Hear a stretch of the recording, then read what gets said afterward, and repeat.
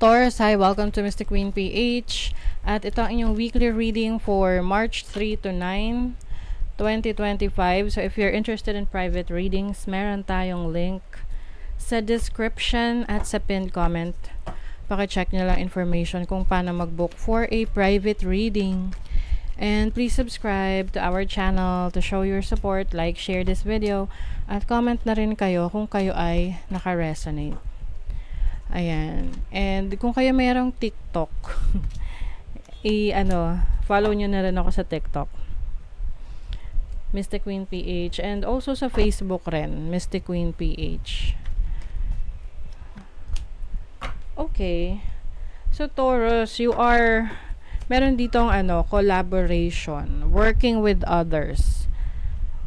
So maaring meron kang project for a business or a career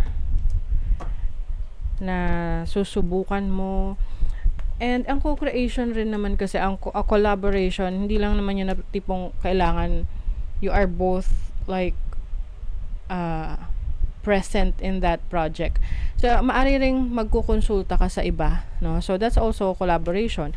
Ikukonsulta mo yung iyong plano or yung iyong trabaho, yung business mo, kung paano mo mas mapapa-unlad yan, na hindi naman kailangang ma-involve sa decision making yung tao na yon. It's like a mentor, no? Someone is mentoring you, coaching you on how to do things. Maari ring merong kang opportunity na reversal yung role, no? May opportunity ka na ikaw yung maging collaborator, or parang ikaw yung magko-coach, magme-mentor. So you have the Ten of Cups as your energy. So some of you are feeling good about yourself, about your family. There's some sort of fulfillment sa buhay. Maaring meron kang achievement na masayang-masaya ka sa na-achieve mo na yan, or achievement within your family. Yung halimbawa, may asawa ka na maraming success, no? May namin na-achieve sa buhay niya. And syempre, parte ka na rin doon, no? Yung iba naman, this is your personal goals, no? You are achieving a lot. You are happy with how things are going sa buhay mo. Your challenge is the Two of Pentacles. Medyo magiging busy ka lang talaga. Maaring you are doing a lot of work kasi I feel like ayaw mong palagpasin yung mga pagkakataon, ayaw mong palagpasin yung mga opportunities, especially in your career, especially dito sa binibuild mo na business. Marami kang side hustle, no? Yun nga lang, kailangan pangalagaan mo yung sarili mo kasi pwedeng magkasakit, no? Oo. Or minsan kasi pag masyadong focus ang isang tao sa isang bagay, nakakalimutan niya alagaan yung sarili niya. So, kumbaga, balance lang. Your opportunity, you have the World card. So, this is about success. You have the opportunity to be successful sa ibang bansa, or sa pagtatrabaho sa ibang bansa, or having a source of income na international, yung clients mo or yung sources ng income mo na yan. You also have the opportunity to end a cycle in your life right now. Itong cycle na to, it doesn't mean na pag ending nakakalungkot na, no? It's about ending a project or a certain situation na alam mo na hanggang doon na lang talaga kasi tapos na. Para siyang kontrata, no? So some of you merong mag-end na contract, and that will lead to a new beginning, no? With the Ace of Swords, this is your blessing. You are blessed with a new idea. This can be a creative idea. This is also a good news, no? Good news na darating sa'yo. Pwedeng galing sa ibang bansa, lalo na if you are planning to work abroad, travel abroad. So there's an opportunity for a fresh start. So pwedeng doon ka magtatrabaho, or may ina-applyan ka na opportunities abroad, tapos meron ng update, meron ng balita.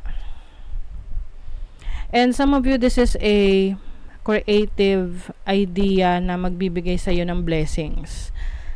Can be blessings of opportunities. Let's say may idea ka sa business, so gagamitin mo 'yan, gagawin mo 'yan, and then saka darating yung business, ay darating yung blessing sa iyo. Okay? Just make sure na pag-aralan mo siya, talk to people na talagang makakatulong sa iyo. This can be online business or anything related sa marketing, sales, ganyan. So, parang, yung iba sa inyo, maaring gusto nyo maging TikTok affiliate or you are into sales. So, parang ano kasi to, the 5 of Wands, very competitive yung energy mo. Na challenge ka sa competition na gusto mo mas umangat. Oo. Kasi 'di ba, kapag meron tayong competitors, mas na-challenge ka na patunayan yung sarili mo. So that's what I'm seeing for you. Yung iba sa inyo magaling kayong mag-promote. Kung meron kayong business, maaring meron kayong mga creative ideas on how to promote your business, no? Yung mga strategies. You have the Lovers. I feel like you are going to partner with someone, like starting a brand partnership or business partnership. Hindi naman to kailangan na laging may kontrata. Pwede itong mahal mo sa buhay na tutulong sa'yo, 'di ba? And then for your relationship, you have the Knight of Wands and the Knight of Swords and family. So, maaring meron kailangan pag-usapan within the family na hindi ito kailangang ipagpaliban. Maaring meron kayong kailangang ayusin. This can be an issue sa family na may pag-aaway or may misunderstanding. Pwedeng related sa pera, pwedeng related sa inheritance, mana. May losses dito Saturn in the 12th house. So, some of you maaring